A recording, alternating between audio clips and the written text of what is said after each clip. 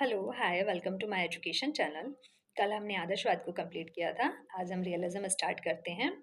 यथार्थवाद। यथार्थवाद के प्रस्तावक हैं अरस्तू। ये वस्तु को इम्पोर्टेंस देते हैं। ये यथार्थवाद ना आदर्शवाद के एकदम अपोजिट है। आदर्शवाद विचारों को महत्वपूर्ण मानता है और यथार्थवाद वस्तु को महत्वपूर्ण मानता है।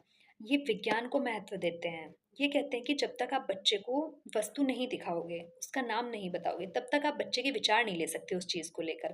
पहले बच्चे को वस्तु दिखाओ, उसका नाम बताओ, उसके बाद वो अपने थॉट्स आपको दिखा बताएगा कि मतलब उसके दिमाग में क्या-क्या बातें आई हैं उसको लेकर।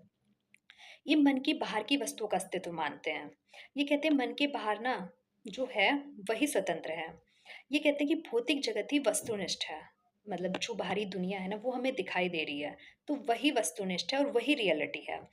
इंद्रियों से जो प्राप्त ज्ञान होता है ना वही वास्तविक है, वही सत्य है। मतलब जो हम अपनी आँखों से देखते हैं, सुनते हैं, वही रियल है, बाकी कुछ भी नहीं है। ब्रह्मांड के विचारों को स्वतंत्र माना है इन्होंने, चाहे कुछ अस्तित्व में है या नहीं है। मानव मन उन्हें देखे या ना देखे, लेकिन वो रियलिटी है। यथार्थवाद के कुछ रूप दिए गए हैं। मानवतावादी यथार्थवाद, सामाजिक यथार्थवाद, इंद्रिय यथार्थवाद और नव यथार्थवाद। मानवतावादी यथार्थवाद मतलब मानव कल्याण पे जोर दिया गया है, हर एक मनुष्य के कल्याण पे जोर दिया गया है। इंद्रिय यथार्थवाद मतलब अनुभव से प्राप्त ज्ञान, और इसमें आ जाएगा कि आज्ञानात्मक पर नहीं जाना है, निगमनात्मक ज्ञान प्राप्त करना है। नव यथार्थवाद मतलब परिवर्तनशील होना चाहिए या फिर वैज्ञानिक पद्धति पर होना चाहिए ये। रियलिज्म के प्रिंसिपल्स हैं।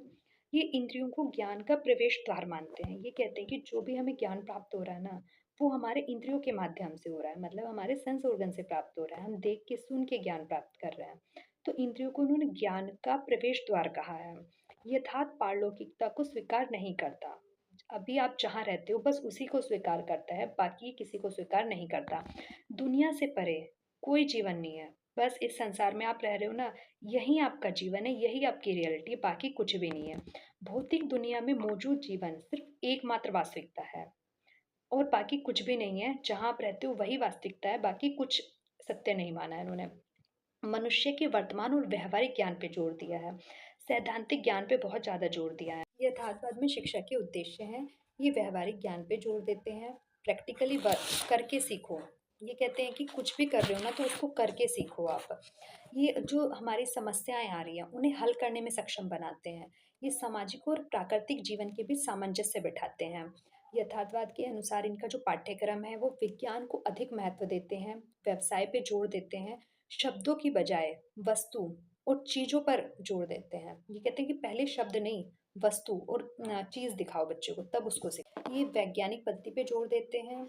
इंडक्टिव डिडक्टिव मेथड पर बहुत ज़्यादा जोर दिया है। इंडक्टिव डिडक्टिव कल हमने आइडियलिज्म में पढ़ा था। करके सीखने पर बल दिया है। प्रैक्टिकली वर्क को करके देखो। ऑडियो वीडियो विजुअल एड्स की सहायता से आप सीखो। बात की कुछ दोष भी हैं। ये अंतर्ज्ञान और ध्यान को बिल्कुल महत्व नहीं देते हैं। जो हमें ध्यान के माध्यम से ज्ञान प्राप्त होता है ना, उसे महत्व नहीं देते हैं। और ये बहुत ज़्यादा ना वैज्ञानिक पद्धति पे जोर देते हैं। हर मतलब कि वैज्ञानिक पद्धति को अपनाओ, वैज्ञानिक पद्धति के द्वारा सीखो।